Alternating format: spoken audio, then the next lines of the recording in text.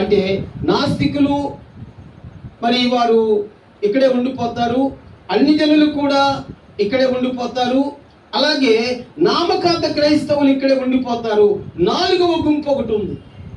ఆ 4వ గుంపు ఏమిటంటే యేసుని ఎరుగని, యేసుని గుర్తించని ఇశ్రాయేలీయుల ప్రజలు. ఈ మాట కూడా గుర్తుపెట్టుకోవాలి. యేసుని ఎరుగని ఇశ్రాయేలీయుల ప్రజలు కూడా ఇక్కడే ఉంటారు, వాళ్ళు కూడా శ్రమల్లోనే ఉండిపోతారు. ఈ విషయాన్ని మనం జ్ఞాపకం చేసుకోవాలి ప్రియమైన వాళ్ళు.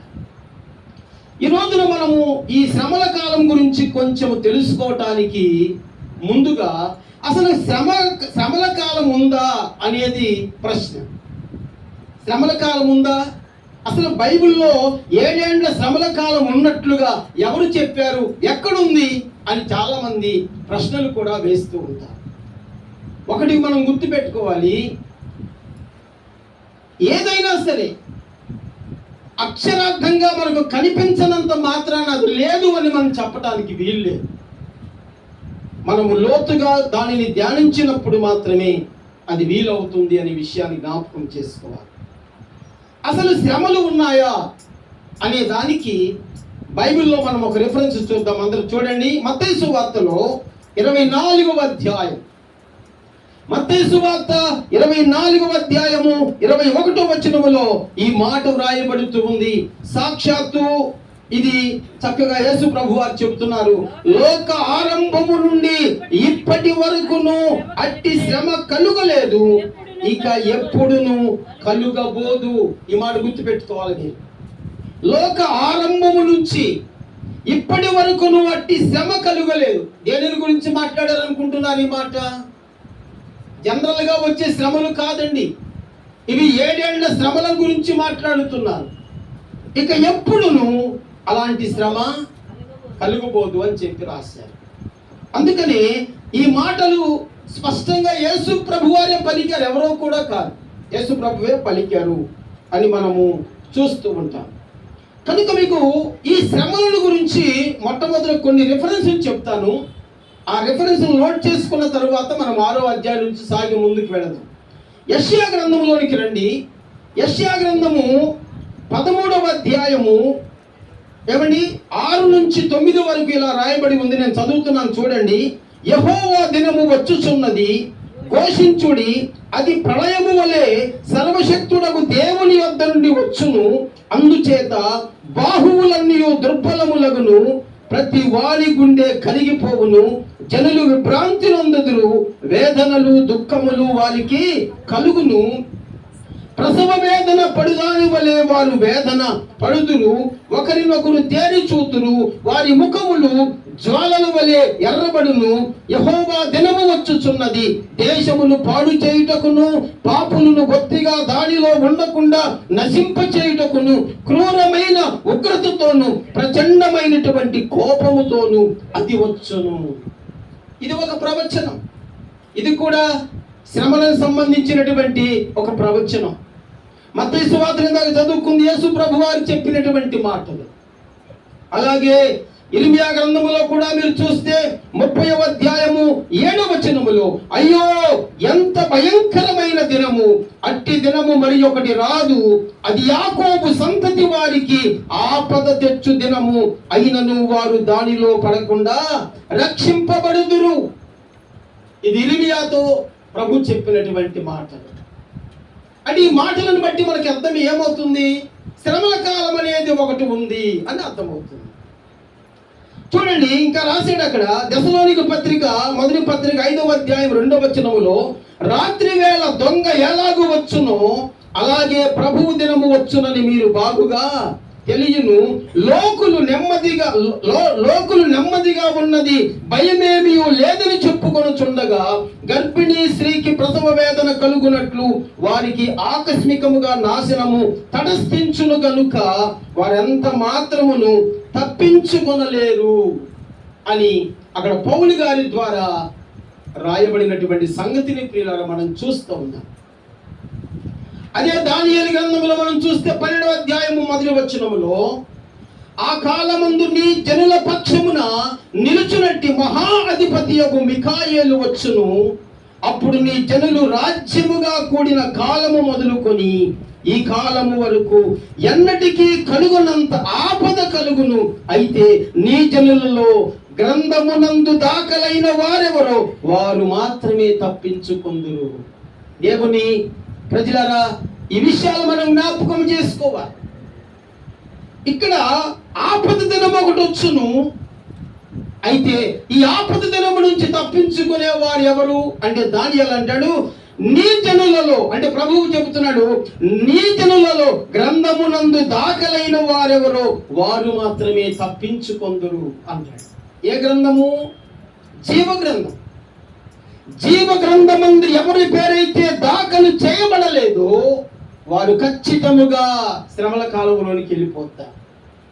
బైబిల్లో 2 గ్రంథాలు చూస్తాం. ఒకటి జీవ గ్రంథము అని ఉంటుంది, మరొకటి వేరొక గ్రంథము అని ఉంటుంది.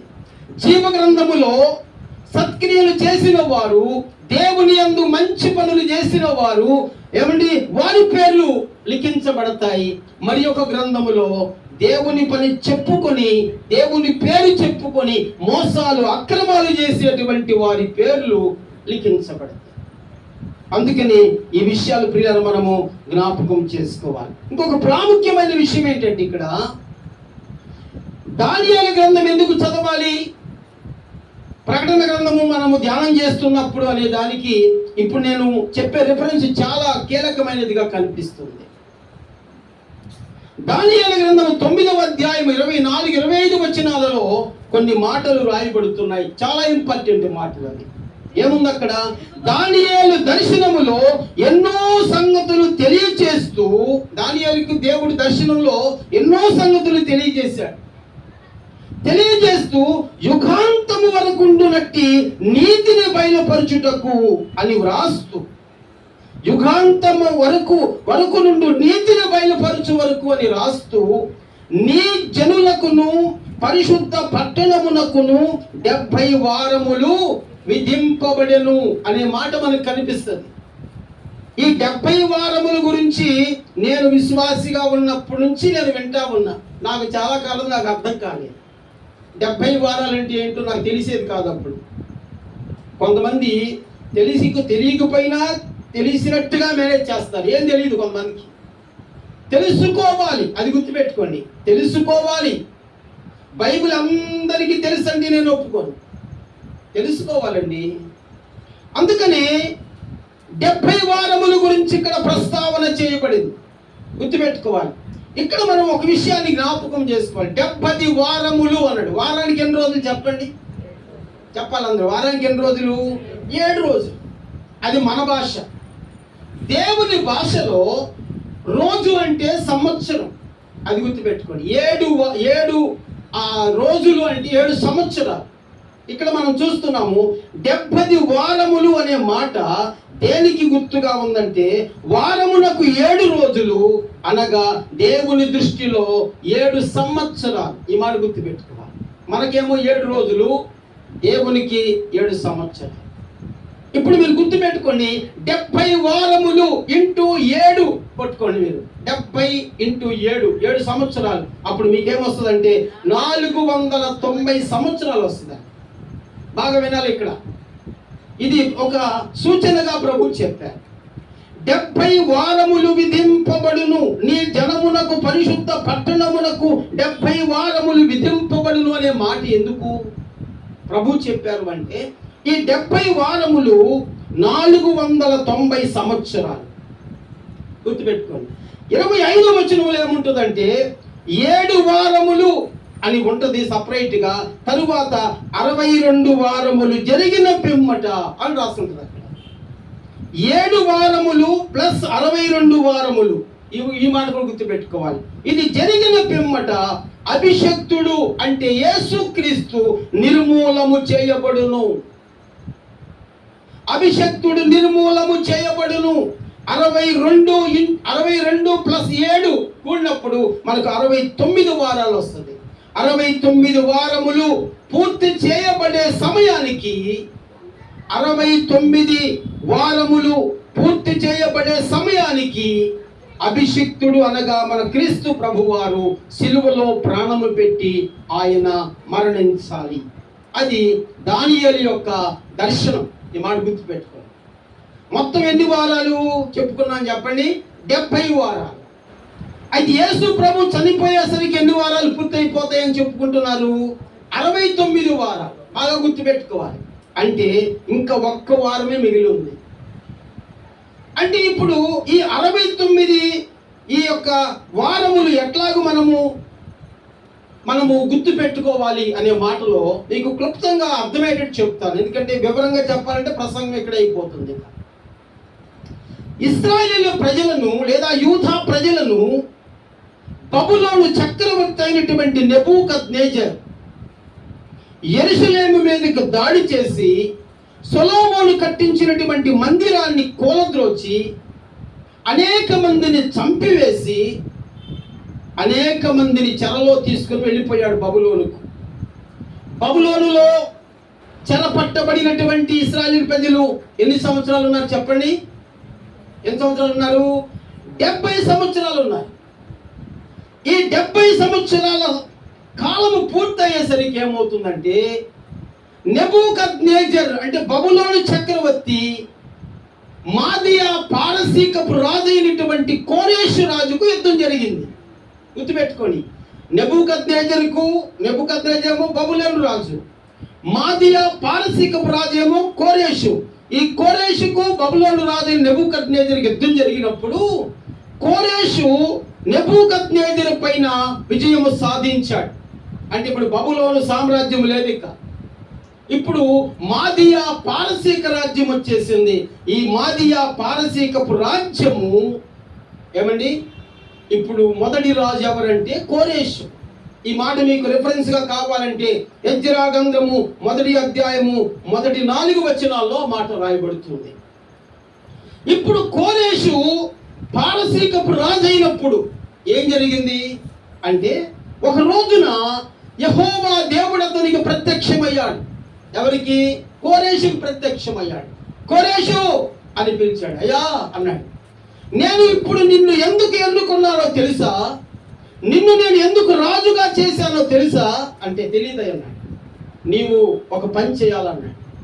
చెప్పయ్యా అన్నాడు. అప్పుడు ఈ కోరేషుకి చెబుతున్నాడు, నా ప్రజలను అంటే ఇప్పుడు 70 సంవత్సరాలు బందీలుగా ఉన్నారు కదా ఇశ్రాయేలు ప్రజలను, నా ప్రజలను విడిచిపెట్టు. కోరేషు కాలములో ఇశ్రాయేలు ప్రజలు బానిసలుగా ఉన్నవారు విడిచిపెట్టబడ్డారు, విడుదల చేయబడ్డారు. గుర్తుపెట్టుకోండి. వారు వెళ్ళేటప్పుడు ఎవరు? ఇశ్రాయేలు ప్రజలు వెళ్ళిపోయేటప్పుడు కోరేషు చక్రవర్తి అంటున్నాడు, కోరేషు అంటున్నాడు ఈ ఇశ్రాయేలు ప్రజలకు చెబుతున్నాడు, రాత్రి కాలము ప్రభువు నాతో మాట్లాడారు. ఆయన నాకు ఒక సంగతి చెప్పారు, ఒక ఆజ్ఞ జారీ చేయమని చెప్పారు. ఆ ఆజ్ఞ ఏమిటంటే మీరు మీ దేశానికి వెళ్ళిపోయి, అంటే బబులోనులో ఉన్నారు కదా మీరు, తిరిగి యెరూషలేముకి వెళ్ళిపోయి ఎక్కడైతే నెబుకద్నెజరు మొదటి మందిరాన్ని కూల్చివేశాడో తిరిగి అక్కడ మీరు 2వ మందిరం కట్టుకోండి. ఇది నాకు దేవుడు చెప్పాడు, అందుకనే నేను మిమ్మల్ని పంపిస్తున్నాను అని చెప్పాడు. ఈ మాట ఎజ్రా గ్రంథము 1వ అధ్యాయము 4 వచనాల్లో ఉంటుంది. ఇప్పుడు వారు వెళ్ళిపోయారు. వారు వెళ్ళేటప్పుడు మందిరమునకు వచ్చినటువంటి ఆజ్ఞ జారీ చేయబడినటువంటి సంవత్సరం క్రీస్తు పూర్వము 538. ఈ మాట గుర్తుపెట్టుకోవాలి. కోరేషు రాజుగా ఉన్నప్పుడు ఇశ్రాయేలు ప్రజలను మరలా మందిరం కట్టుకోమని ఆజ్ఞ ఇచ్చినప్పుడు ఆయన క్రీస్తుకు పూర్వం 538 సంవత్సరాల కాలములో పరిపాలన చేస్తున్నాడు. దేవుని ప్రజలారా, ఇప్పుడు ఆయన పరిపాలన చేసినటువంటి 538 నుండి బాగా గుర్తుపెట్టుకోవాలి, యేసు ప్రభు వారు సిలువ వేయబడినప్పటికీ, యేసు ప్రభు వారు ఎప్పుడు సిలువ వేయబడ్డారు? క్రీస్తు శకం 30లో ఆయన సిలువ వేయబడ్డారు. అప్పటి వరకు మనం లెక్కేస్తే ఈ 538 కాలం నుంచి యేసు ప్రభు వారు సిలువలో మరణం పొందినటువంటి కాలం వరకు ఎన్ని సంవత్సరాలు వస్తుందంటే 483 సంవత్సరాలు వస్తుంది. 483 సంవత్సరాలు. మనం గుర్తుపెట్టుకోవాలి. మన క్యాలెండర్ వేరు, యూదుల క్యాలెండర్ వేరు. మీ క్యాలెండర్ ప్రకారం మీ క్యాలెండర్ కొడితే రాదు, మళ్ళీ యూదుల క్యాలెండర్ ప్రకారం కొట్టాలి. ఇవన్నీ ఇప్పుడు చెప్పాలని సమయం లేదు. ఇప్పుడు 483 అని ఎందుకు చెబుతున్నానంటే 69 వారములు పూర్తయ్యేసరికి అని దానియేలు చెప్పాడు కదా. 69 వారాలు అంటే 70 వారాలంటే ఎన్ని అనుకున్నాం? మొత్తం 70 వారాలంటే 490. 69 వారాలంటే ఒక వారం తీసేయాలి కదా, 483.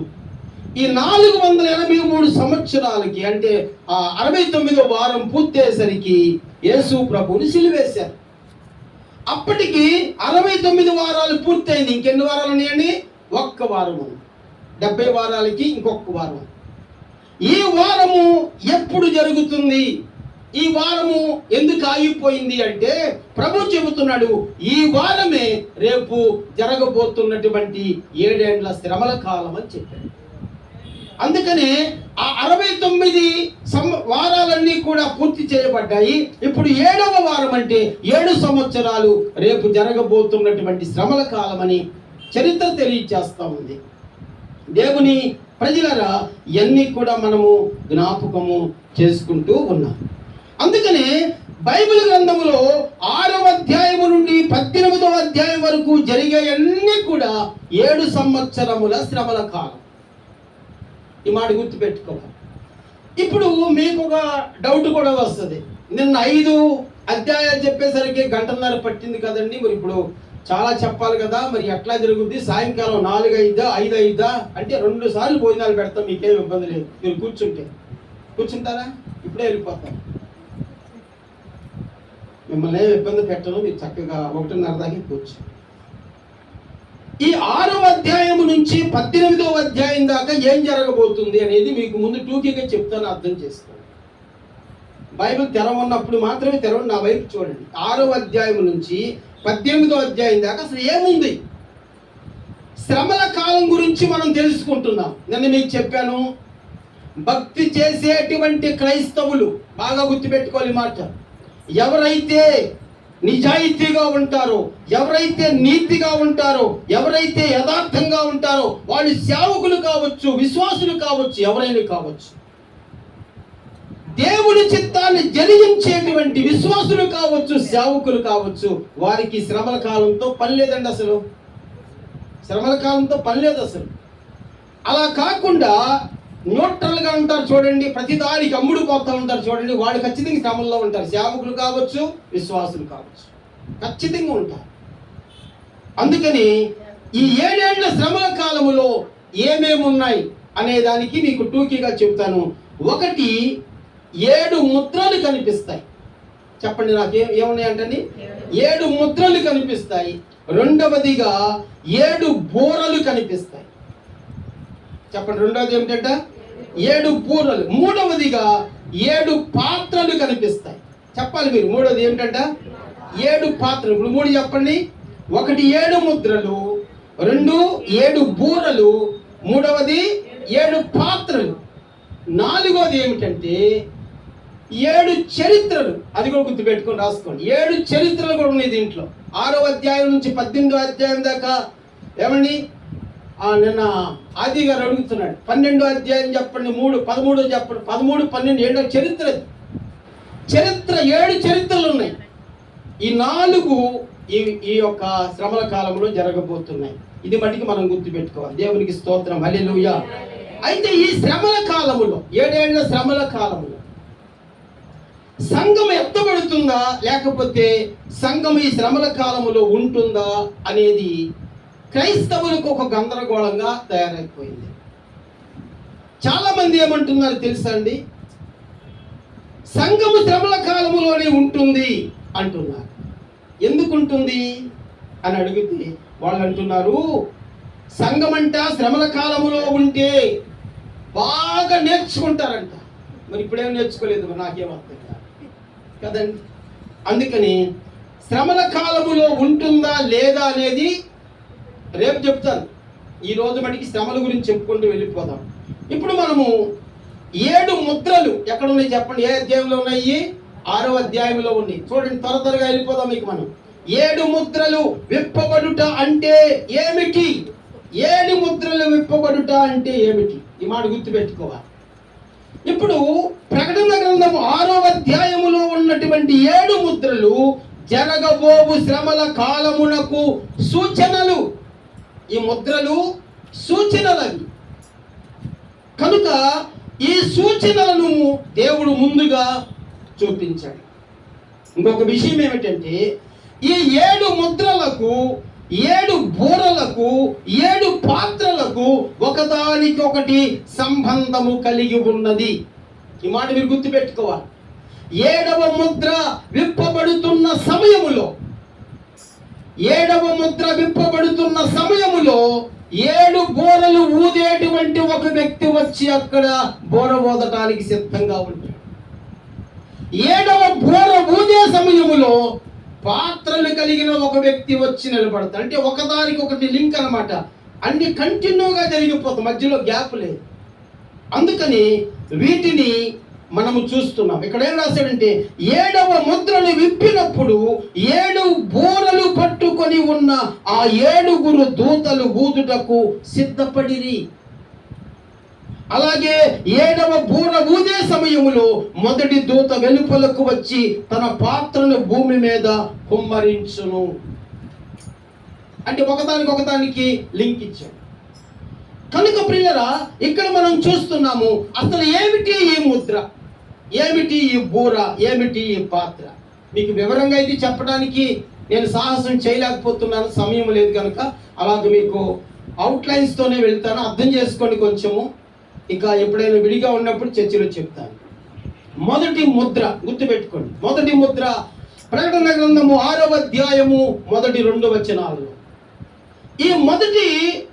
ఈ 7 ముద్రల్లో ప్రాముఖ్యంగా మీకు 4 ముద్రల్లో గుర్రాలు కనిపిస్తాయి. 4 ముద్రల్లో 4 గుర్రాలు కనిపిస్తాయి. ఆ తరువాత గుర్రాలు కనిపించవు. ఇంకా ఇప్పుడు ఈ మొదటి ముద్ర గురించి మనం తెలుసుకున్నాం. 6వ అధ్యాయం మొదటి 2 వచనాలలో తెల్లని గుర్రము మీద విల్లు పట్టుకొని కూర్చున్న ఒకడు కనిపిస్తాడు. ఏ గుర్రం అంట? తెల్లని గుర్రం. తెల్లని గుర్రము మీద విల్లు పట్టుకొని, విల్లు తెలుసు కదండి, బాణం వేసేటప్పుడు విల్లు పట్టుకుంటారే, ఆ విల్లు పట్టుకొని కూర్చున్న ఒకడు కనిపిస్తాడు. అతని నెత్తి మీద ఒక కిరీటం కూడా ఉందంట. ఇప్పుడు క్రైస్తవులు చాలా మంది ఏం చెబుతున్నారు అంటే, ఈ తెల్లని గుర్రము మీద కూర్చున్నవాడు, విల్లు పట్టుకొని కూర్చున్నవాడు, కిరీటం పెట్టుకున్నవాడు ఖచ్చితంగా యేసు ప్రభువే అని ప్రసంగాలు దంచి కొడుతున్నారు. ఏమండి, అసలు ముందు సబ్జెక్ట్ తెలుసుకోవాలి. ముందు మనం సబ్జెక్ట్ లేకుండా మనం వెళ్ళి ఎవరో చెప్పింది నీ ప్రసంగాలు చెప్తే ఫెయిల్ అయిపోతాం. ఈ 6వ అధ్యాయము మొదటి 2 వచనాల్లో ఉన్నటువంటి వ్యక్తి యేసు ప్రభు కాదండి. ఈ ముద్రలకు సంబంధించినటువంటివన్నీ కూడా యేసు ప్రభుతో పనిలేదు. మరి ఎవరితను అని కూడా మనము చూస్తూ ఉన్నాము. ఇతని పేరు శాంతిరాజు. గుర్తుపెట్టుకోండి, మీకు అర్థం కావాలని చెబుతున్నాను. అంటే అర్థం ఏంటి? ఇప్పుడు తెల్లని గుర్రం ఎక్కాడు. తెలుపు దేనికి గుర్తు? శాంతికి గుర్తుగా కనిపిస్తుంది. ఇప్పుడు అతని దగ్గర విల్లు ఉంది, కానీ బాణము లేదు. ఆయన దగ్గర విల్లు అయితే ఉంది, బాణము లేదు. అంటే ప్రజలను శాంతియుతముగా మోసము చేయడానికి వస్తున్నాడు ఆయన. ఈ మాట గుర్తు పెట్టుకోవాలి. ప్రజలను మోసగించుటకు వచ్చువాడు ఆయన. నేను శాంతిరాజుగా, నేను సమాధానకర్తగా వస్తున్నాను, నన్ను నమ్మండి అని చెప్పి ముందు సాతాను లోకంలోకి ఎంటర్ అవుతాడు అనమాట. చాలా మంది ఇలాగే మోసపోతున్నారు. అతని శిరస్సు మీద ఏముందంటే అండి, ఒక కిరీటం ఉన్నది. గుర్తుపెట్టుకోవాలి మాట. కిరీటముని గురించి కూడా అద్భుతమైనటువంటి విషయాలు చరిత్రకారులు తెలియచేశారు. ఇతను పెట్టుకున్నటువంటి కిరీటము ఏమండి, గ్రీకు భాషలో స్టెఫనోస్ అనేటువంటి అర్థం ఇచ్చేటువంటి కిరీటముగా ఉంది అని చెప్పి రాశారు. స్టెఫనోస్, గుర్తుపెట్టుకోవాలి మాట. అంటే ఈ తెల్లని గుర్రము మీద వచ్చువాడు పెట్టుకున్న కిరీటము స్టెఫనోస్ అనేటువంటి గ్రీకు పదముతో పెట్టబడినటువంటి పేరు. ఎందుకండి ఇప్పుడు ఈ కిరీటం గురించి చెప్పారు మీరు అని అడుగుతున్నారు. చూడండి, ఇది ఇలాగే ఉంచి అర్థం కావడానికి చెబుతున్నాను. ప్రకటన గ్రంథము 19వ అధ్యాయం 12వ వచనంలో ఇంకొక తెల్లని గుర్రం మనకు కనిపిస్తుంది. ప్రకటన 19:12లో ఒక తెల్లని గుర్రం మీద కూర్చున్న ఒక వ్యక్తి కనిపిస్తాడు. మరలా అతని తల మీద కూడా ఒక కిరీటం ఉంది. ఆయనే ఈయన అనుకోమాకండి, ఈయనే ఆయన అనుకోమాకండి, ఆయన వేరు ఈయన వేరు. ఆ 19వ అధ్యాయములో 12వ వచనములో కూర్చున్నది యేసు ప్రభు, కానీ 6వ అధ్యాయంలో ఉన్నది యేసు ప్రభు కాదు. ఈయన కిరీటము స్టెఫనోస్ అనే పేరుతో పిలిచారు. 19వ అధ్యాయములో యేసుక్రీస్తు పెట్టుకున్నటువంటి కిరీటాన్ని డయాడెమా అని పిలిచారు. డయాడెమా అనే గ్రీకు భాషలో పిలిచారు. కిరీటాలకు కూడా పేర్లు పెట్టారు. అందుకని ఆయన వేరు ఈయన వేరు. ఇప్పుడు మొదటి ముద్ర దేనికి సూచనగా ఉన్నది? ముద్రలు విప్పాలి కదా. ముద్రలు దేనికి అంటే, ఈ శాంతిరాజు అంటే అపవాది 7 ఏళ్ల శ్రమల కాలానికి ఏమండి అతడు ముందుగా తెల్లని గుర్రం మీద శాంతిరాజుగా ప్రజలను మోసం చేయడానికి ముందుగా అతడు బయలుదేరాడు. అది గుర్తుపెట్టుకోవాలి. అందుకని అతడు ప్రజలను మోసము చేయుటకు వచ్చువాడు, అది సూచన అన్నమాట. రెండవ ముద్ర ప్రకటన గ్రంథము 6వ అధ్యాయము 3-4 వచనాలలో ఎర్రని గుర్రముపై ఒకడు కూర్చొని వెళ్ళుచున్నట్లు కనబడుతుంది.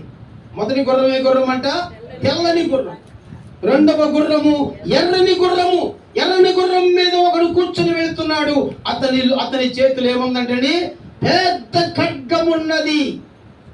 మొదట ఆయన దగ్గర ఏముంది? విల్లు ఉంది. రెండో ఆయన దగ్గర ఏముంది? ఖడ్గం ఉంది. ఇప్పుడు ఈ రెండవ ముద్ర దేనికి గుర్తుగా ఉన్నది అంటే, అతడు భూలోకములో సమాధానము లేకుండా చేయుటకు ఇతనికి అధికారం ఇయ్యబడి ఉన్నది. గుర్తుపెట్టుకోవాలి. అంటే భూలోకములో ఉన్నటువంటి ప్రజలకు సమాధానము లేకుండా చేయడానికి వస్తున్నాడు. అతడు తన చేతిలో ఉన్నటువంటి ఖడ్గముతో వధకు సిద్ధపడ్డాడు.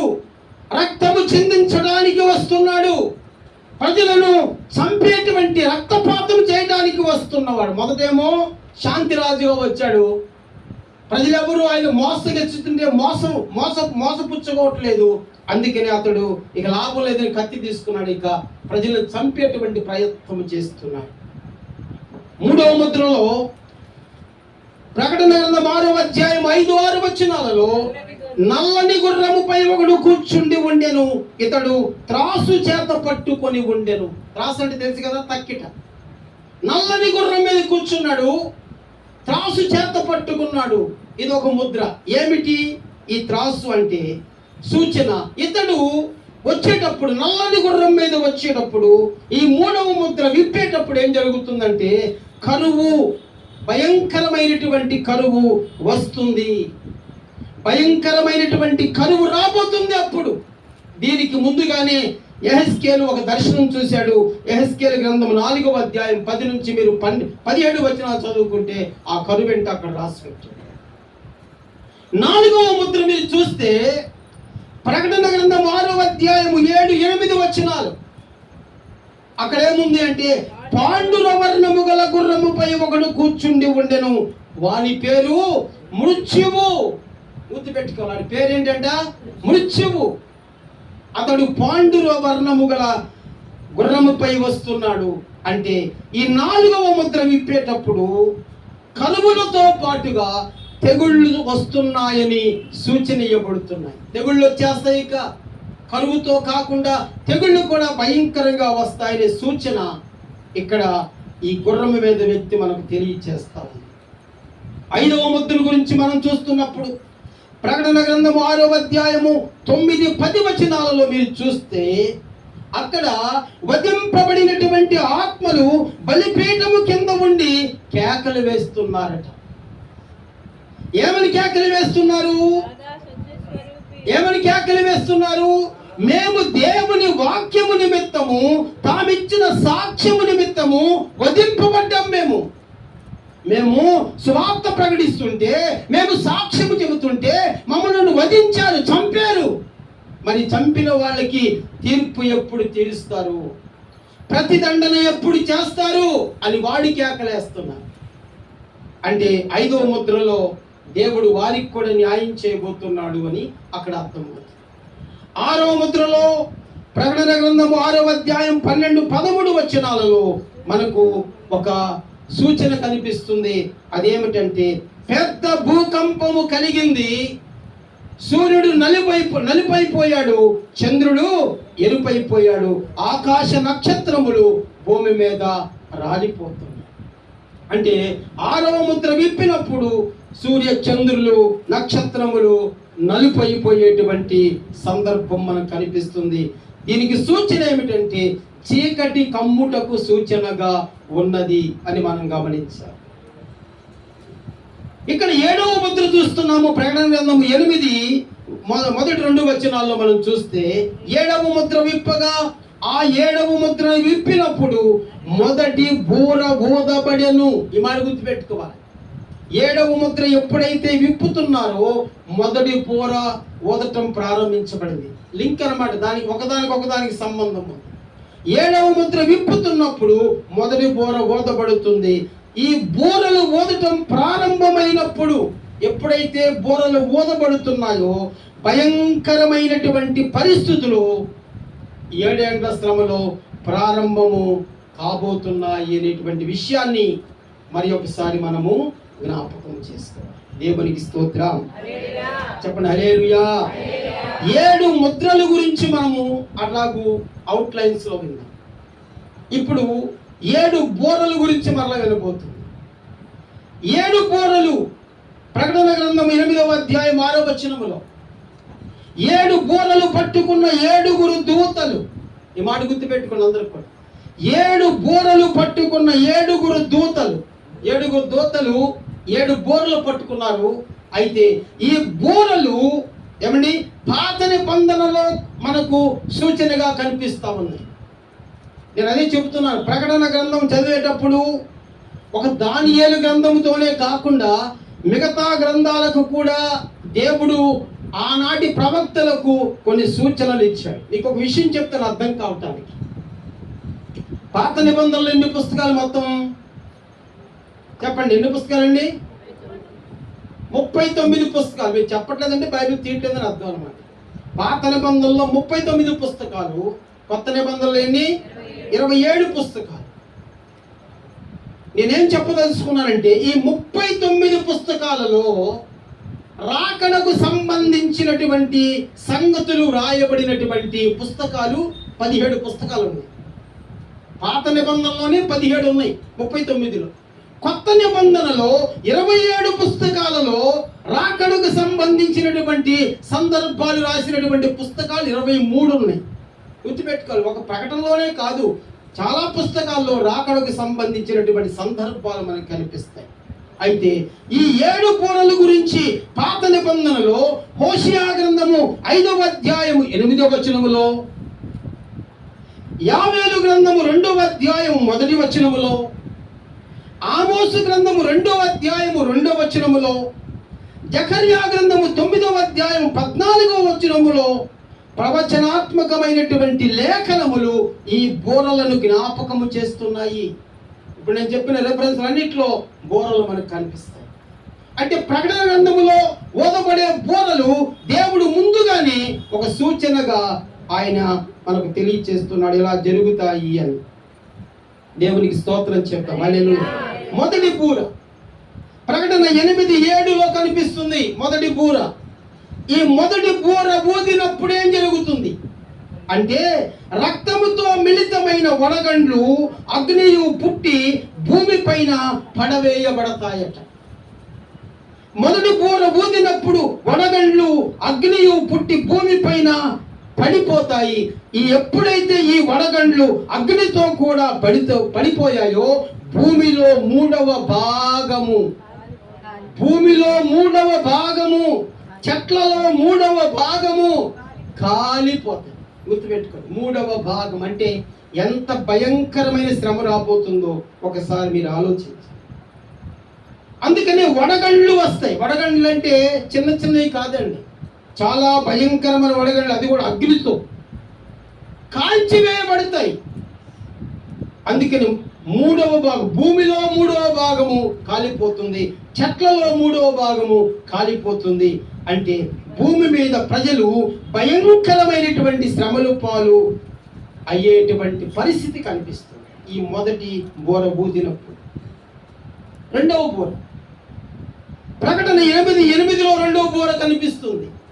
ఈ రెండవ బోర ఊదినప్పుడు అగ్ని చేత మండుచున్న పెద్ద కొండ వంటిది ఒకటి సముద్రములో పడవేయబడుతుంది. ఇంకా జరగలేదు, రేపు జరగబోతాయి అన్నీ. ఇప్పుడు ఎందుకు చెప్పవలసి వస్తుందంటే, నామకార్థ క్రైస్తవులుగా మీరు ఉండొద్దు, ఉంటే ఈ శ్రమల్లో మీరు ఉంటారు ఖచ్చితంగా, దాంట్లో నో డౌట్. ఇక అందుకనే శ్రమల నుంచి మీరు తప్పించుకునే ప్రయత్నములు. అంటే శ్రమలు ఎలాగుంటాయి అంటే, శ్రమ అంటే ఏదో చిన్న చిన్నవి కాదండి. రెండవ బోర ఊదినప్పుడు అగ్ని చేత మండుచున్న పెద్ద కొండ వంటిది సముద్రములో పడవేయబడుతుంది. అందువలన సముద్రములో మూడవ భాగము రక్తమైపోతుంది. సముద్రమంతా రక్తమైపోతుంది. అంత మాత్రమే కాదు, సముద్రములోని ప్రాణము కలిగిన జంతువులలో మూడవ భాగం అన్ని చచ్చిపోతాయి. అలాగే సముద్రములో ప్రయాణం చేస్తున్నటువంటి ఓడలలో మూడవ భాగం కూడా నాశనం అయిపోతుంది. గుర్తుపెట్టుకోవాలి, ఎంత భయంకరమండి. సముద్రము, ఆ నీరంతా రక్తమైపోతుంది. సముద్రములో ఉన్నటువంటి ప్రాణము కలిగిన జంతువులు చనిపోతాయి. అందులో ప్రయాణిస్తున్నటువంటి ఓడలు కూడా నాశనం అయిపోతాయి ఈ రెండవ బోర ఊదినప్పుడు అని వాక్యం తెలియచేస్తాం. మూడవ బోర 8వ అధ్యాయం 10వ వచనములో మీకు కనిపిస్తుంది. దివిటి వలె మండుచున్న ఒక పెద్ద నక్షత్రం ఆకాశము నుంచి రాలి నదుల మూడవ భాగము మీదను నీటి బుగ్గల మీదను పడిపోతుందట. ఈ మూడవ బోర ఊదినప్పుడు పెద్ద నక్షత్రం ఎక్కడ పడిపోతుందంటండి? ఆకాశము నుంచి రాలి నదుల మీద మూడవ భాగము నీటి బుగ్గల మీద పడిపోతుంది. అందువలన, అంటే ఇది పడినందువలన నీళ్లలో మూడవ భాగము చేదైపోతుంది.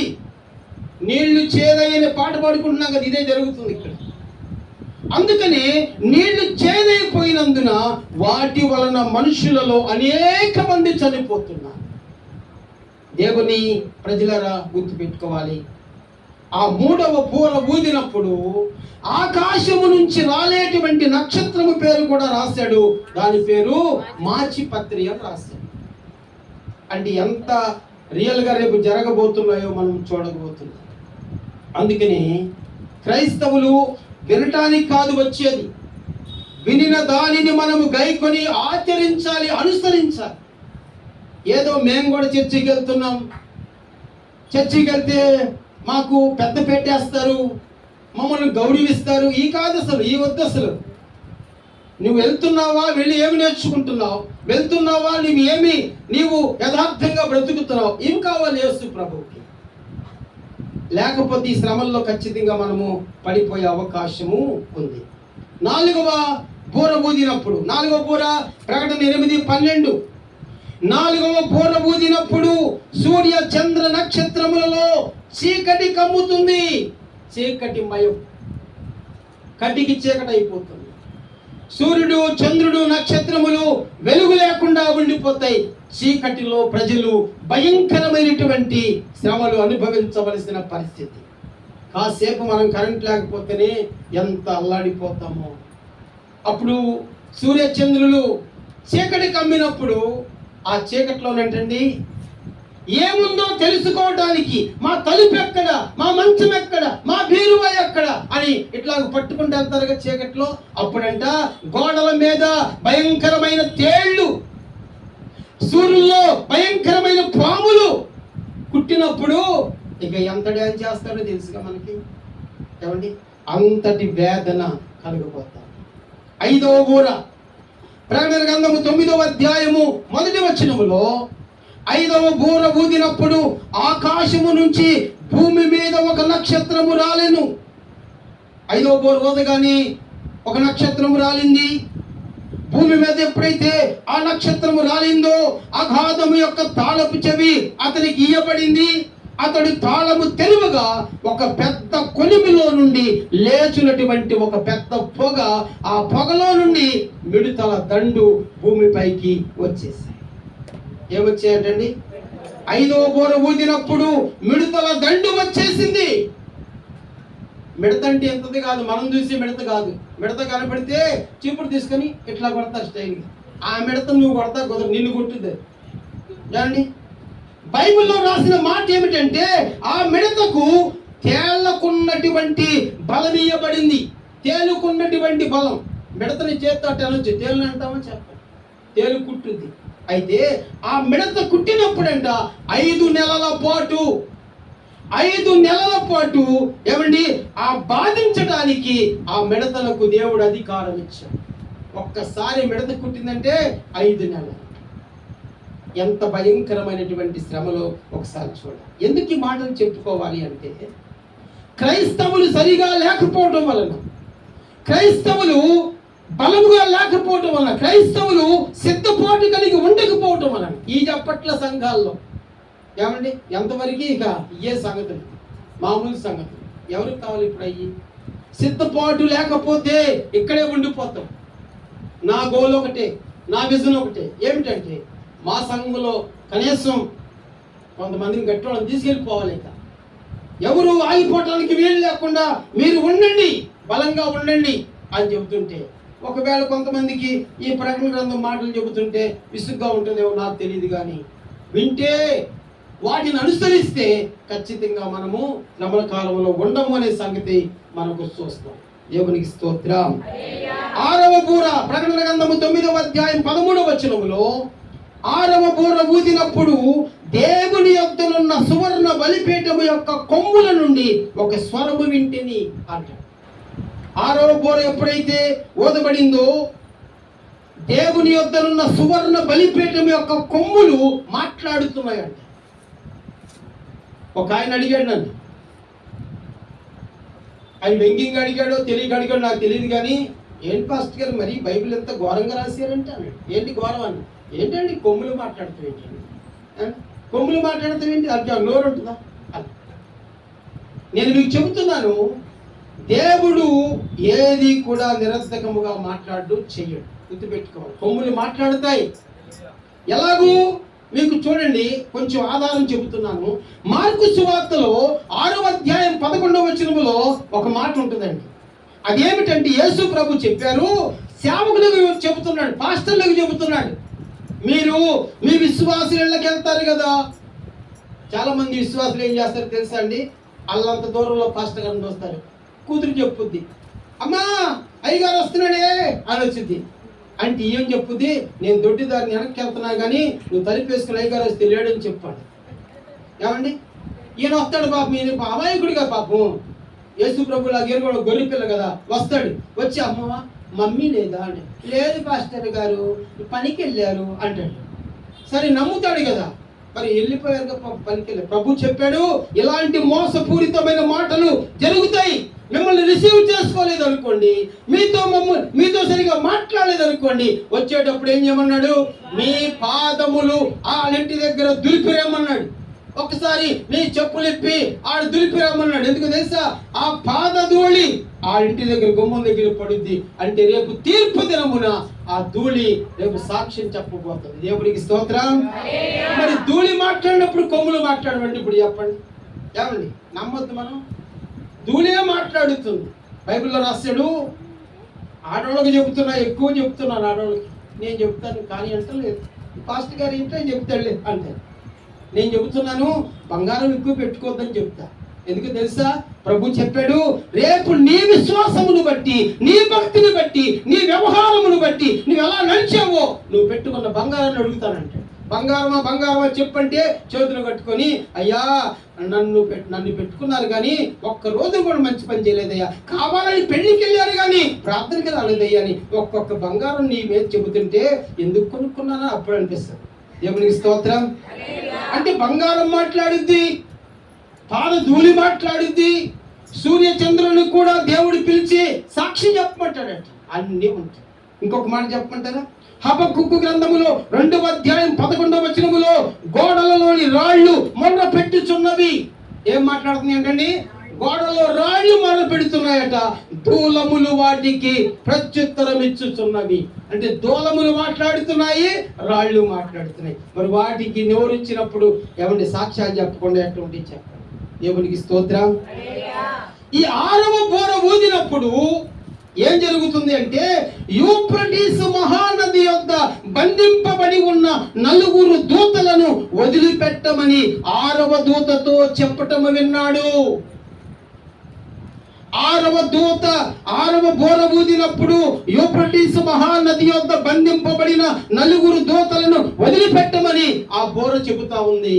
అప్పుడు ఆ యూఫ్రటీసు నది దగ్గర బంధింపబడిన 4 విడుదల చేస్తారు. విడుదల చేస్తే ఏం జరుగుతుందట? ఆ 4 దూతలు మనుషులలో 3వ భాగమును సంహరిస్తారు. ఆ 4 దూతలు వచ్చేసి భూమి మీద ఉన్న మనుషులలో ఏమండి 3వ భాగాన్ని చంపేస్తారు. చివరిగా 7వ బూర ప్రకటన 11:15లో ఉంది. 7వ బూర ఊదినప్పుడు పరలోకములో గొప్ప శబ్దము పుట్టెను.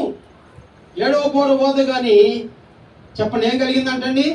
పరలోకములో గొప్ప శబ్దం. ఎందుకు శబ్దం అంటే, ఈ లోక రాజ్యముల పైన విజయము పొందుతున్నాము.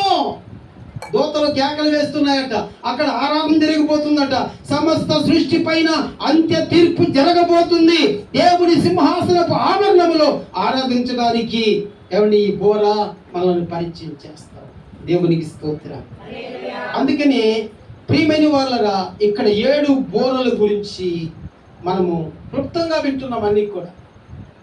అయితే 7 పాత్రలు కూడా ఉన్నాయి. మళ్ళీ కంటిన్యూ అన్నమాట. అన్ని 7 ముద్రలు, 7 బోరలు, 7 పాత్రలు. 7 పాత్రల గురించి మనం చూస్తున్నాం. ప్రకటన గ్రంథం 16వ అధ్యాయం మొదటి 2 వచనాలు.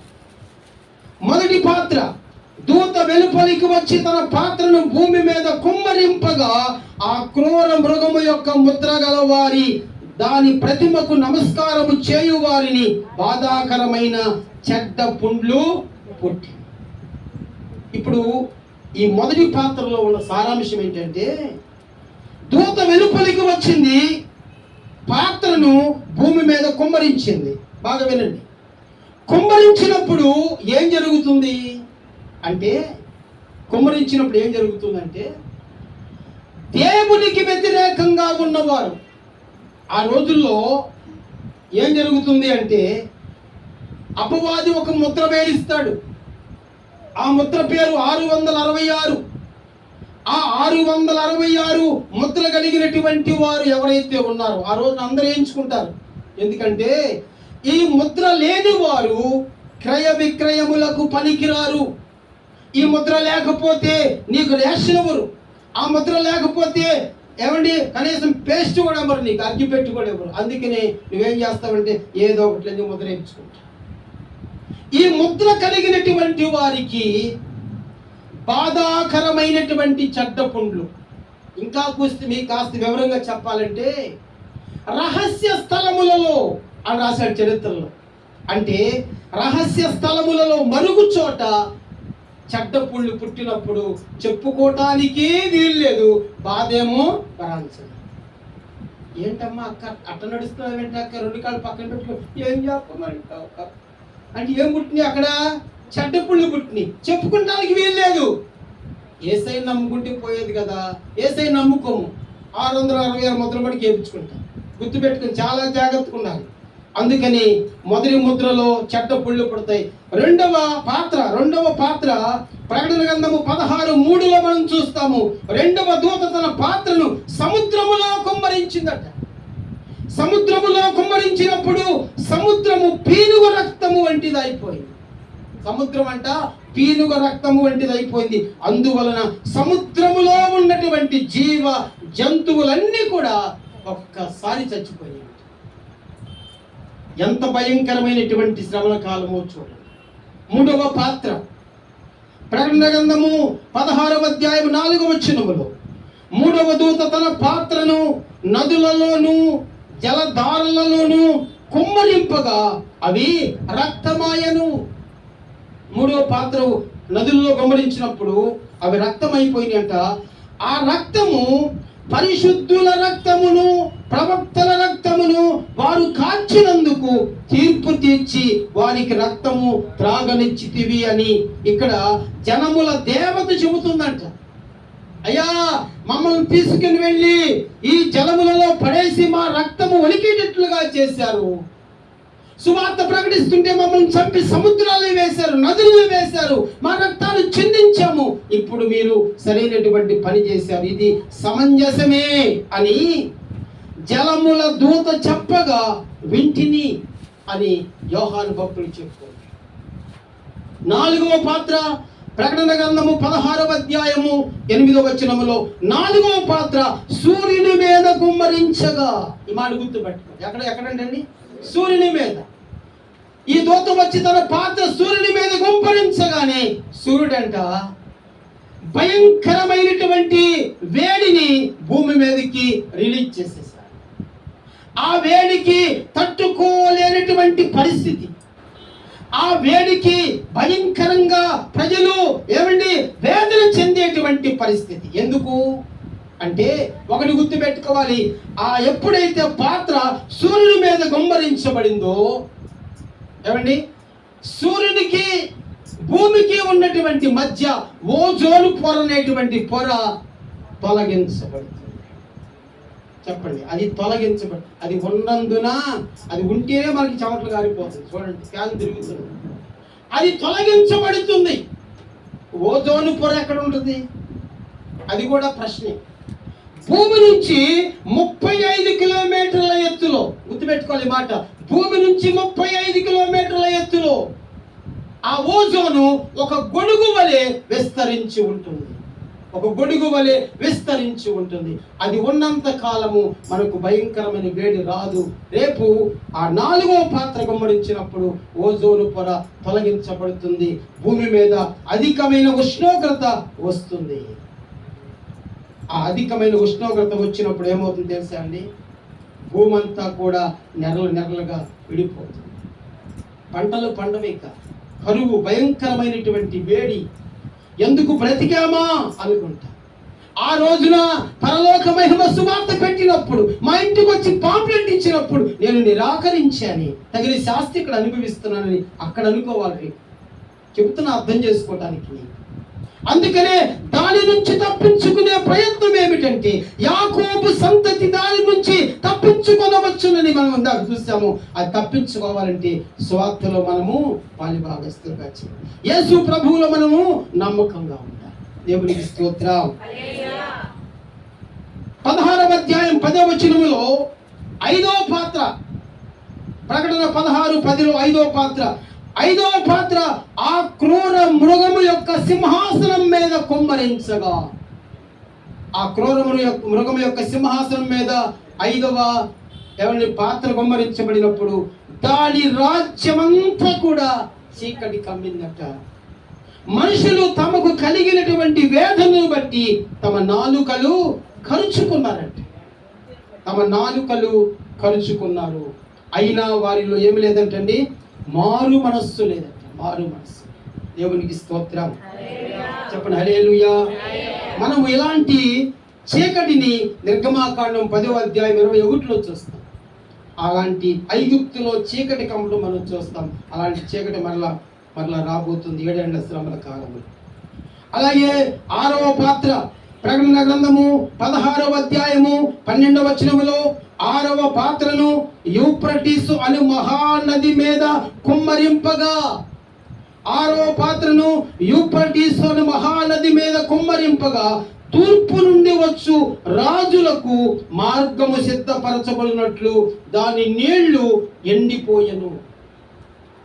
6వ పాత్ర ఎప్పుడైతే కుమ్మరించబడిందో యూఫ్రటీసు నది అంతా ఎండిపోయిందట. ఎందుకు ఎండిపోవాలి అంటే ఆ యూఫ్రటీసు నది ఎండిపోయినప్పుడు లోకములో ఉన్నటువంటి రాజులందరూ కూడా హర్మగెద్యోన్ దగ్గరకు రావాలి. అక్కడ ఒక భయంకరమైనటువంటి యుద్ధం జరగవలసి ఉంది కనుక ఆ నది ఎండిపోతేనే అది మార్గముగా చేయబడుతుంది. ఈ మాట గుర్తుపెట్టుకోవాలి. ఏడవ పాత్ర ప్రకటన గ్రంథము 16వ అధ్యాయము 17వ వచనం. ఏడవ పాత్ర వాయుమండలము పైన కుమ్మరింపగా సమాప్తమైనదని చెప్పుచున్న గొప్ప స్వరము గర్భాలయములో ఉన్న సింహాసనము నుంచి వచ్చెను. అప్పుడు మెరుపులు, ధ్వనులను, ఉరుములను పుట్టెను. పెద్ద భూకంపము కలిగెను.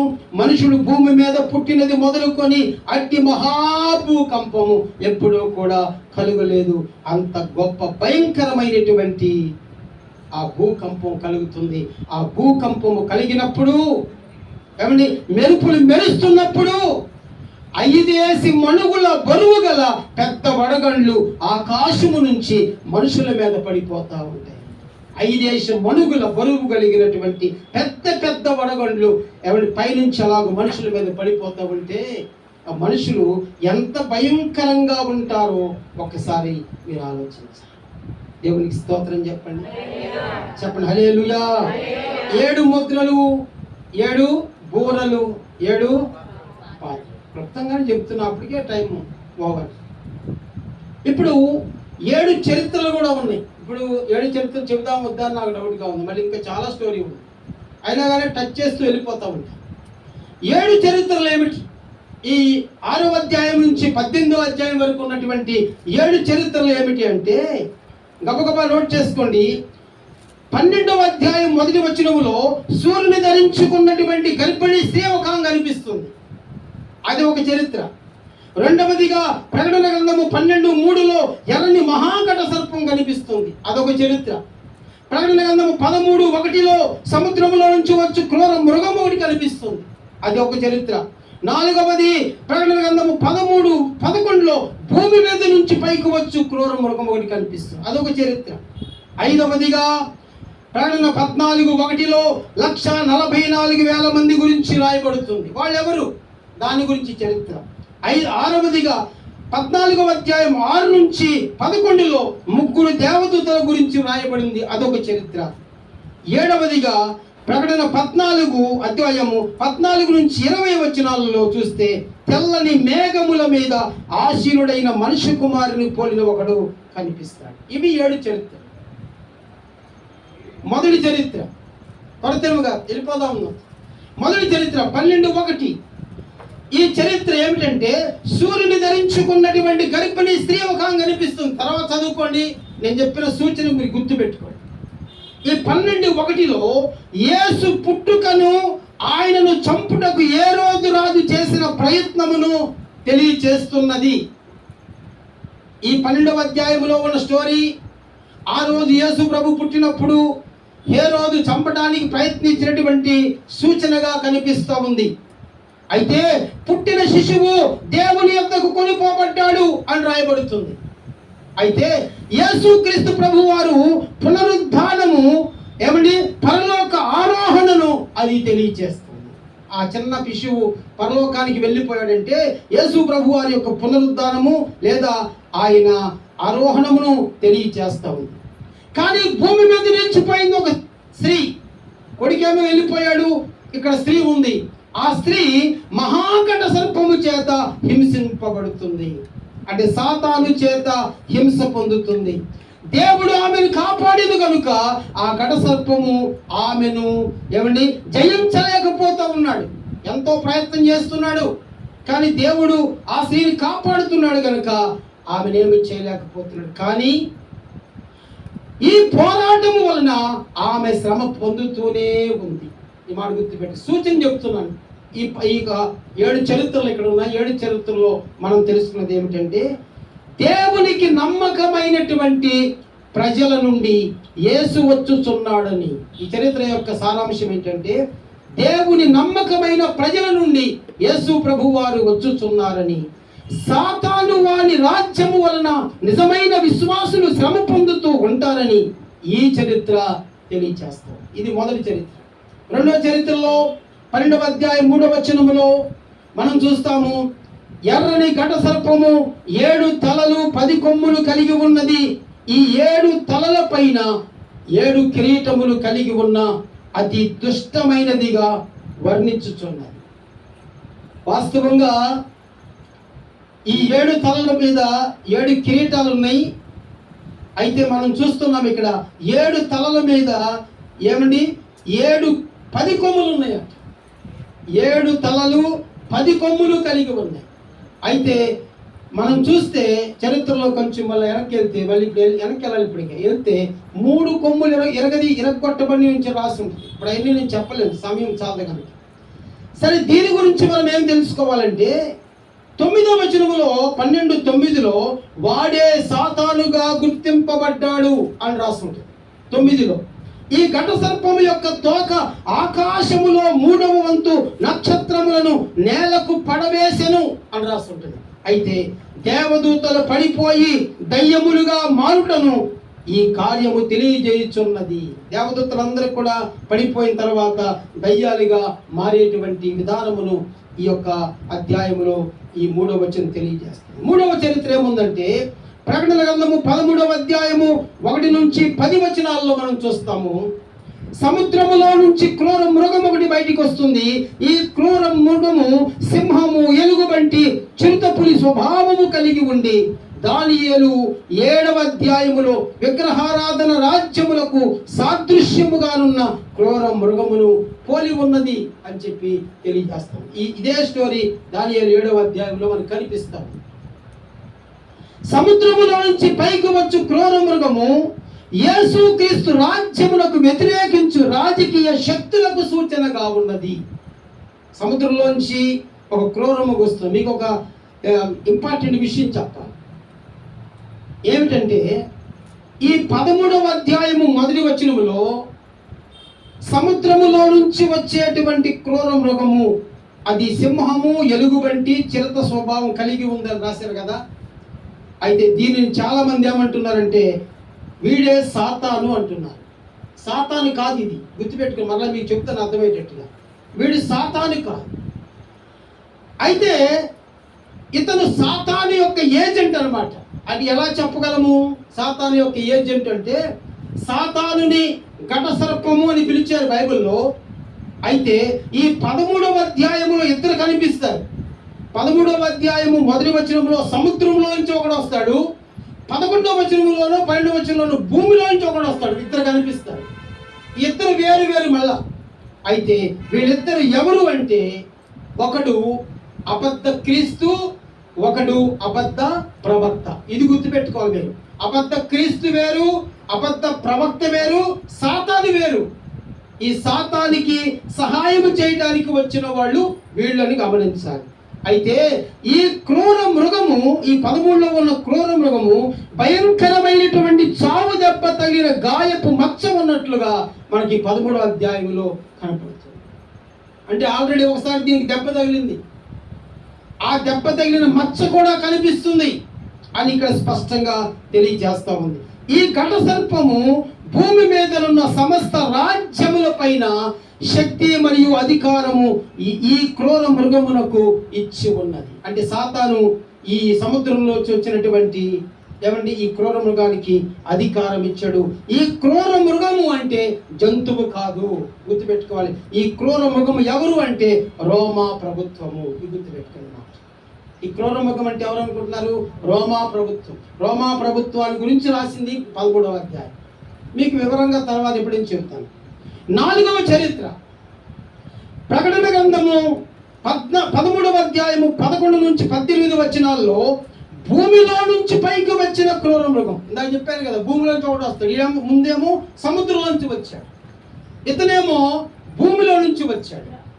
అందుకని భూమిలో నుంచి వచ్చు క్రూర మృగమునకు గొర్రె పిల్ల వంటి 2 కొమ్ములు ఉన్నాయట. ఈ భూమిలో నుంచి వచ్చినటువంటి క్రూర మృగానికి గొర్రె పిల్ల వంటి 2 కొమ్ములు ఉన్నాయి. అయితే అది ఘట సర్పము వలె మాటలాడుచున్నది. అంటే సాతాను వలె మాటలాడుచున్నది. ఈ భూమిలో నుంచి వచ్చినటువంటి ఈ క్రూర మృగము ఏం చేసింది తెలుసా అండి? సముద్రములో నుంచి వచ్చిన క్రూర మృగమునకు సహాయం చేయటానికి సముద్రములో నుంచి వచ్చినటువంటి క్రూర మృగాన్ని సేవించుచు ఆ క్రూర మృగాన్ని ఆ క్రూర మృగమునకు ప్రపంచమంతా నమస్కారము చేసేటువంటి ప్రయత్నము ఈ భూమిలో నుంచి వచ్చిన క్రూర మృగం చేస్తుంది. మీకు ఇంకా అర్థం కావాలంటే చెబుతాను. సముద్రంలోంచి ఒకటి వచ్చింది 13:1. 13:11 భూమిలోంచి ఒకటి వచ్చింది. ఇది వేరు అది వేరు. ఈ భూమిలో నుంచి వచ్చిన దానికి 2 కొమ్ములు ఉన్నాయి. కొమ్ములంటే అధికారాలు. బైబిల్లో కొమ్ములంటే అధికారం. ఏం అధికారం వచ్చిందండి దీనికి?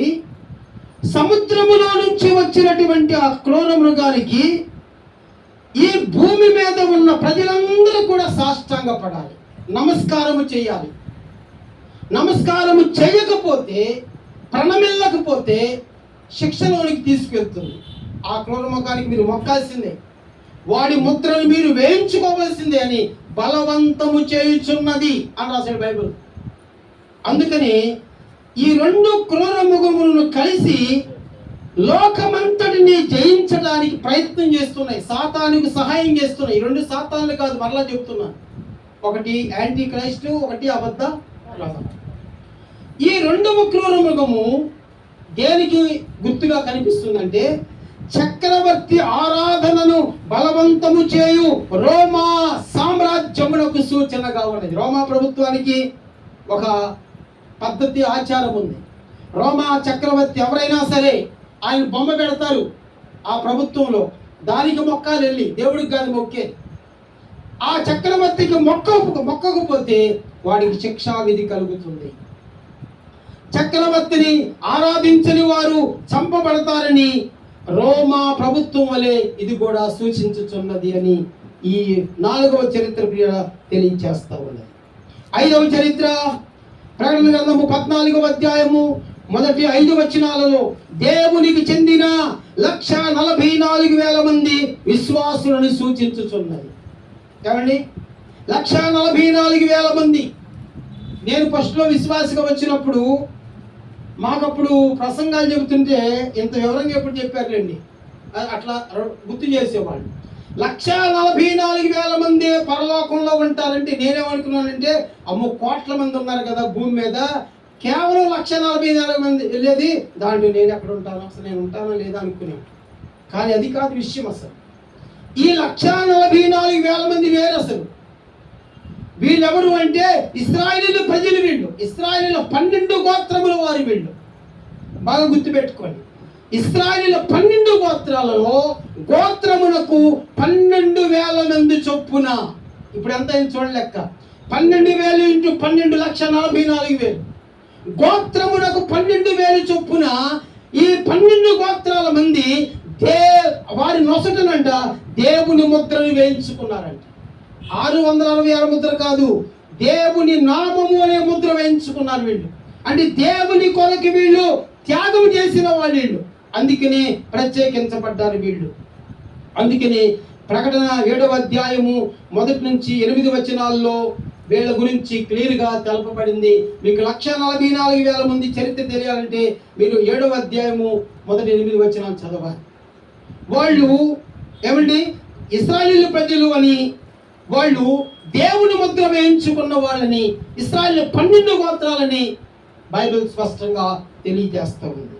అందుకని యోహాను దర్శనములో, ప్రత్యక్షతలో ఈ 1,44,000 మంది సియోను కొండపైన గొర్రె పిల్లతో నిలబడి దేవుని స్తుతించినట్లుగా యోహాను ప్రత్యక్షత చూచినట్లుగా మనం చూస్తాం.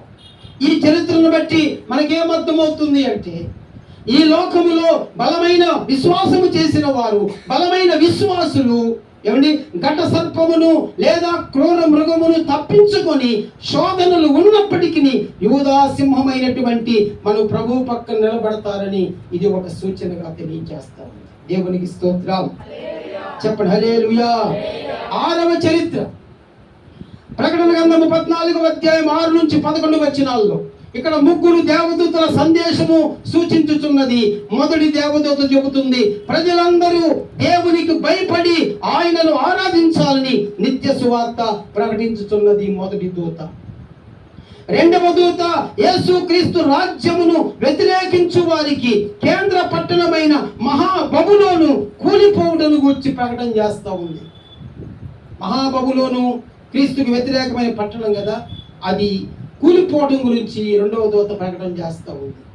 3వ దూత క్రూర మృగమును వెంబడించి నమస్కారము చేయు ప్రతి ఒక్కరికి కలుగు అంత్య తీర్పును గురించి గూర్చి ప్రకటిస్తూ ఉంది. రేపు శ్రమల కాలంలో ఆ క్రూర మృగము మొక్కండి, మాకు మొక్కండి, మాకు మొక్కండి, ముద్ర వేయించుకోండి అంటే దానికి మీరు లొంగిపోయారా, మీకు తీర్పు ఎలా ఉందో ఇదిగో ఎలా ఉందని 3వ దూత ప్రకటిస్తూ ఉంది.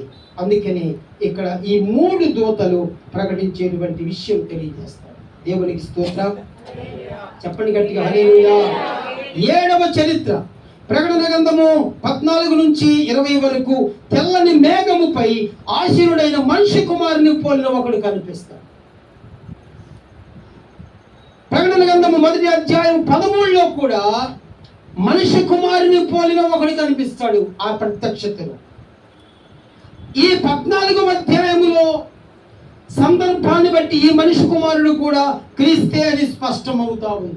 యేసు క్రీస్తే మనిషి కుమారుడని 1వ అధ్యాయంలో ఉంది, ఈ 14వ అధ్యాయంలో కూడా ఉంది. కాబట్టి ఇతను యేసు క్రీస్తుని నిర్ధారణ చేయబడుతుంది.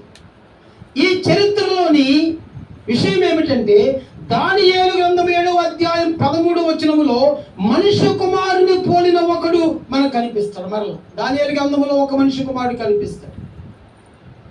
ఈ దానియేలు గ్రంథములో ఉన్నటువంటి మనిషి కుమారుడు చేసే పని ఏమిటంటే ఈ మనిషి కుమారుడు రాజ్యమంతా కూడా తన స్వాధీనపరుచుకొని యేసు ప్రభు తన రాజ్యాన్ని ఏం చేస్తాడు? మీరు చదవండి తర్వాత దానియేలు గ్రంథంలో 13-14 వచనాలు ఏముంటుందంటే యేసు క్రీస్తు మనిషి కుమారుడుగా రాజ్యం చేయటానికి వచ్చి ఆ రాజ్యమంతటిని కూడా తిరిగి తన తండ్రికి అప్పగించడానికి వచ్చిన వాడు రాసుంటున్నాడు. అది ఆయన చేస్తున్నటువంటి పని. అందుకని మనం చూస్తాం. అటు తరువాత ఈ 14వ అధ్యాయంలోని మనం చూస్తాం 7వ చరిత్రలో మరి ఒక కోలివాడు కనిపిస్తాడు, కోత కోసే ఒకడు కనిపిస్తాడు.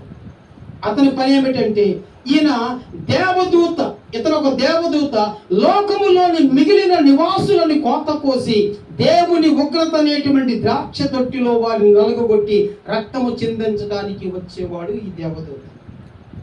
అందుకని ఈ విషయాలన్నీ కూడా 7 చరిత్రలు ఒక చరిత్ర ఆధారాలుగా మీకు అర్థమైందే లేదో నాకు తెలీదు. సమయాన్ని బట్టి నేను అలా ముందుకు వెళ్ళిపోతూ ఉన్నాను. ఒక్కొక్క చరిత్ర చాలా ఇంపార్టెంట్ చరిత్ర, చాలా అద్భుతమైన చరిత్ర. దేవునికి స్తోత్రం. ఈ రోజున మనము 7 ముద్రల గురించి, 7 బోర్ల గురించి, 7 పాత్రల గురించి, ఆ తర్వాత 7 చరిత్రల గురించి మనము వింటూ ఉన్నాము. ఇంకా కొంచెం మీకు సమయం ఉంది కనుక కొంచెం క్లారిటీ ఇచ్చే పని చేస్తాను. ఇప్పుడు 1,44,000 మంది ఇందాక అట్లా టూకీగా చెప్పాను, కొంచెం దాన్ని వివరిస్తాను చూడండి. ప్రకటన గ్రంథం 7వ అధ్యాయము 3-4 వచనాల్లో ఇశ్రాయేలీల గోత్రములన్నిటిలో నుంచి ముద్రింపబడిన వారు 1,44,000 మంది ఎవరయ్యా అని ఒక ఆయన అడిగారు. ఒక దైవ సేవకుని అడిగితే అని అన్నాడు దీపెంతుకోస్తోళ్ళు అంట. ఏమండి నాకేం అర్థం కావట్లేదు, దీపెంతుకోస్తోళ్ళు ఏంటి? అసలు ఎవరు అంటే ఇశ్రాయేలు ప్రజలు. వీళ్ళు గుర్తుపెట్టుకోవాలి, ఇశ్రాయేలులో 12 గోత్రములు, గోత్రములకు 12,000 మంది, 12,000 × 12 1,44,000 మంది. గుర్తుపెట్టుకోవాలి. దేవునికి స్తోత్రం. అందుకనే ప్రకటన 14:1-5 వచనాల్లో సింహాసనము ఎదుట పెద్దల ఎదుట కొత్త కీర్తన వీళ్ళు పాడుచున్నారు. ఈ 1,44,000 మంది దేవుని సింహాసనం ఎదుట పెద్దల ఎదుట వారు కొత్త కీర్తన పాడటానికి వచ్చారు. వీరు దేవుని కొరకును గొర్రె పిల్ల కొరకును ప్రథమ ఫలముగా ఉండుటకై మనుషులలో నుండి కొనబడిన వారు. 1,44,000 మందికి దేవుని ముద్ర వేసి ఉంటుంది. వారిని ఏ అపవాది, ఏ ఘట సర్పము ఏమి చెయ్యలేడు. వాళ్ళు శ్రమల్లో కూడా దజ్జాగా ఉంటారు. దేవునికి స్తోత్రం. చెప్పండి హల్లెలూయా. అలాగే ఈరోజు ఇంకో కొంచెం ఇంపార్టెంట్, ఈ 11వ అధ్యాయములో ప్రకటనలో 2 సాక్షులను గురించి రాయబడి ఉంది. 2 సాక్షులు, ఇది చాలా ఇంపార్టెంట్. ఈ 2 సాక్షులు 3.5 సంవత్సరాల శ్రమల కాలములో ఏమండి వారు మనకు కనిపిస్తారు. శ్రమల కాలములో వచ్చేటువంటి ఈ సాక్షులు. అయితే మనము చూస్తూ ఉన్నాము ఇక్కడ ఏమిటి అంటే, ఒకటి చూస్తున్నాము, వీరు భూలోకమునకు ప్రభువైన వారి ఎదుట నిలిచి ఉన్న 2 ఒలీవ చెట్లను దీపస్తంభములనై ఉన్నారు. 11వ అధ్యాయంలో మీరు బైబిల్ తీసి చూడండి. ఇప్పుడు ఖచ్చితంగా వాళ్ళ గురించి సూచన ఏమిచ్చాడంటే, వీరు భూలోకమునకు ప్రభువైన వారి ఎదుట నిలుచుచున్న 2 ఒలీవ చెట్లను దీపస్తంభములై ఉన్నారు. వీళ్ళెవరు? 2 ఇద్దరు సాక్షులు. అంటే ఒలీవ చెట్లు, దీపస్తంభాలు. తీసారా బైబిల్? చూడండి, ఒలీవ చెట్లు, దీపస్తంభాలు. ఇంకా మనం చూస్తే వారికి కలిగిన అధికారములను తెలియజేస్తున్నారు. ఏమిటి? వర్షము కురవకుండా ఆకాశము మూయుటకు వారికి అధికారము కలదు. ఈ ఇతర సాక్షులకు ఉన్న అధికారం ఏంటంటే, వర్షము కురవకుండా ఆకాశము మూయబడుటకు వారికి అధికారము కలదు. రెండవదిగా, నీళ్లను రక్తముగా చేయుటకును నానా విధములైన తెగుళ్లతో భూమిని బంధించుటకును వారికి అధికారము కలదు. ఇట్లాగూ ఈ 11వ అధ్యాయంలో వారికి ఉన్నటువంటి అనుభవాలు చెబుతున్నారు. అయితే ఇంతకు ఈ ఇద్దరు సాక్షుల గురించి ప్రపంచంలో ఒక పెద్ద కాంట్రవర్సీ. అసలు ఎవరు ఎవరు ఎవరు అసలు ఒకరు చెప్పేదానికి ఇంకొకరు చెప్పేదానికి సంబంధం లేదు. నువ్వు చెప్తావా అంటావేమో. ఒకటి గుర్తు పెట్టుకోవాలి, ప్రకటన గ్రంథం ఇంకా జరగలేదు. జరగని దాని గురించి, ప్రభువు మర్మముగా ఉంచిన దానిని గురించి మనం ఎక్కువగా మాట్లాడుకుంటాం. మంచిది, నోరు మూసుకోవడం. కాకపోతే వాక్యానికి ఎవరు దగ్గరగా ఉన్నారో మనం చూద్దాం. అయితే ఇప్పుడు ఈ వచనాలను బట్టి కొందరి అభిప్రాయం ఎలాగుంది అంటే, ప్రపంచంలో పెద్ద పెద్ద గనులైన వారు ఈ ఇద్దరు సాక్షులు ఎవరు అంటే, మోషే, ఏలియా అని అందరు చెబుతారు. చెప్పండి ఎవరంటండి? మాట్లాడాలి. మోషే, ఏలియా. రెండవరు కొంతమంది అభిప్రాయం ఏంటంటే, ఏలియా, హనోకు అని కొంతమంది. ఏలియా, మోషే అని కొంతమంది, ఏలియా, హనోకు అని కొంతమంది. అయితే ఎవరి అభిప్రాయము వాళ్ళదే, మనం తప్పు పట్టడానికి అవకాశం లేదు. అయితే మనం చూస్తున్నాం ఇక్కడ వాక్యమునకు దగ్గరగా ఎవరున్నారు అంటే, ఇక్కడ 11వ అధ్యాయములో వీరు 2 ఒలీవ చెట్లు, దీపస్తంభములు అన్నారు. వర్షం కురవకుండా ఆకాశం మూయపరిచేటువంటి అధికారం ఉన్నారు. నీళ్లు రక్తముగా మార్చే అధికారం ఉందని అని చెప్పారు కదా. దానికి ఎవరు దగ్గరగా ఉన్నారు చూద్దాం. ఒకటి మనం చూద్దాం. మొట్టమొదట చూడండి, మనము చూస్తున్నాము ఈ సంగతులు పాత నిబంధనలో మొట్టమొదటిగా మనం చూద్దాం.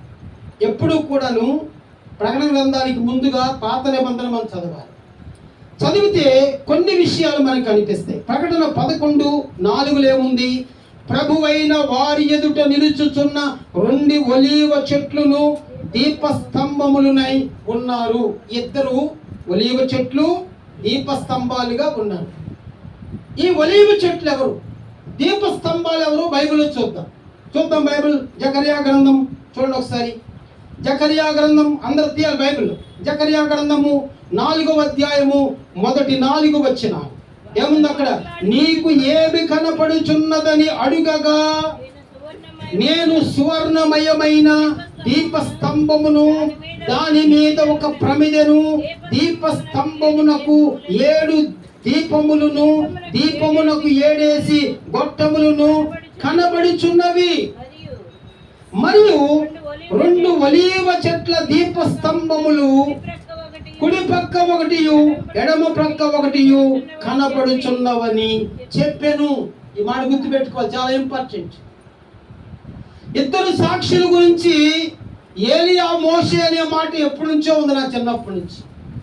కానీ వాక్యానికి మనం దగ్గరగా వస్తే ఎవరు ఇద్దరు సాక్షులు అంటే, ఇక్కడ దర్శనములో ఇక్కడ చూస్తున్నాడు. ఏం కనిపిస్తుంది నీకు అంటే, ఆయన అంటున్నాడు, నాకు దీపస్తంభము, దాని మీద ఒక ప్రమిది, దీపస్తంభమునకు 7 దీపాలు, దీపమునకు 7 గొట్టాలు కనపడుచున్నవి. మరియు 2 ఒలీవ చెట్లు దీపస్తంభమునకు కుడి పక్కన ఒకటియు ఎడమ పక్కన ఒకటియు కనపడుచున్నవి. దేవునికి స్తోత్రం. చెప్పండి హల్లెలూయా. వీరిద్దరు ఏం చేస్తున్నారు? పక్క నుండి ఇప్పుడు వాళ్ళు దీపస్తంభం పక్క నుండి కుడి పక్కన ఒకళ్ళు, ఎడమ పక్క నుండి ఏం చేస్తున్నారు వాళ్ళు? 14వ వచనం చూడండి. 4:14 వీరిద్దరూ సర్వలోక నాథుడగు యెహోవా యొద్ద నిలువబడుచు తైలము పోయువారై ఉన్నారు. దేవునికి స్తోత్రం. వీరిద్దరూ సర్వలోక నాథుడగు యెహోవా యొద్ద నిలువబడుచు తైలము అంటే అభిషేకము పోయువారై ఉన్నారు. ఇప్పుడు యెహోవా ఎదుట నిలబడినటువంటి ఇద్దరు ఎవరు? వీళ్ళు మోషే ఏలియాల మటి కాదు. అంటే వాక్యపు వెలుగులో మనం ఏం చూడబోతున్నాము అది కావాలి. ఇప్పుడు వీరిద్దరూ కుడి పక్కన ఒకళ్ళు, ఎడం పక్కన ఒకళ్ళు ఉన్నారు. వారిద్దరు ఏం చేస్తున్నారంట? తైలము పోయి వారై ఉన్నారు. అది మనం గుర్తుపెట్టుకోవాలి. అయితే ఇప్పుడు మనము చూస్తున్నప్పుడు ఏం కనిపిస్తుంది అంటే, చూడండి 13:1 చూడండి. జకర్యా 13:1 యెహోవా ఎదుట నిలవబడిన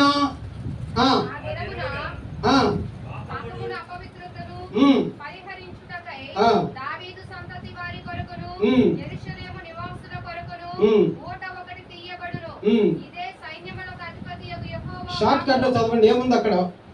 యెహోవా ఎదుట నిలువబడిన ప్రధాన యాజకుడైన యెహోషువ అని రాస్తుంటుంది. అక్కడ ఉందా లేదా మాట? 11:1 నుంచి మీరు కంటిన్యూ చూస్తే చూడండి. తర్వాత యెహోవా ఎదుట నిలువబడిన ప్రధాన యాజకుడైన యెహోషువ అని రాస్తుంటుంది అక్కడ. ఈ మాట మీరు అండర్లైన్ చేసుకోండి. యెహో అమ్మా 3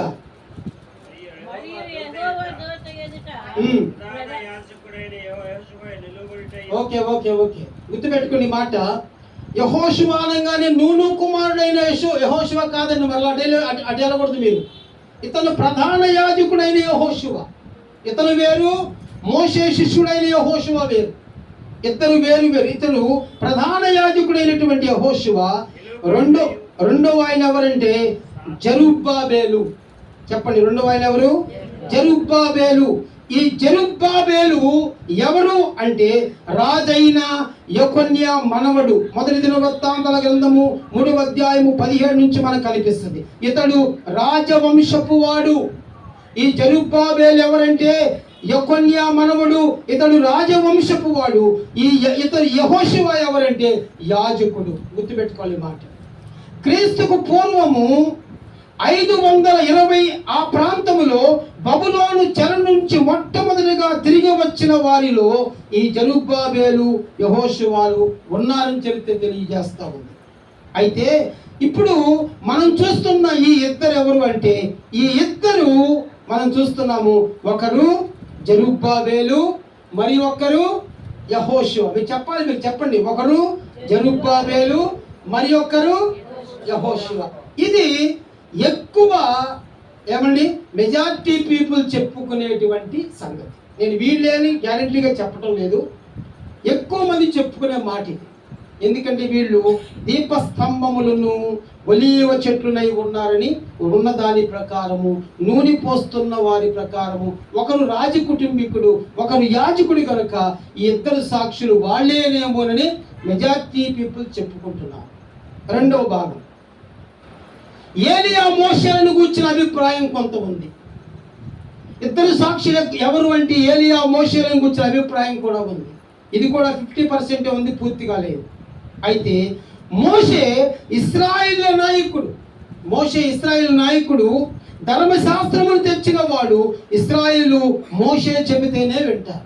మోషే అంటే ఇశ్రాయేలుకి అంత బాగా గురి అన్నమాట. అందుకని ఒకవేళ మోషే వస్తాడేమో, మోషే చెబితేనే ఇశ్రాయేలు ప్రజలు వింటారు కనుక ఆయనే వస్తాడేమో అనేటువంటి అభిప్రాయము ఒకటి ఉంది. రెండవది ఏలియా. ఇతడు అన్యజనుల తరపున ప్రవక్త. కర్మెలు పర్వతం పైన అతడు అన్యజనులందరినీ కూడా ఒక చోటికి చేర్చినవాడు. అన్యజనుల ప్రవక్త అంటారు ఇతడు.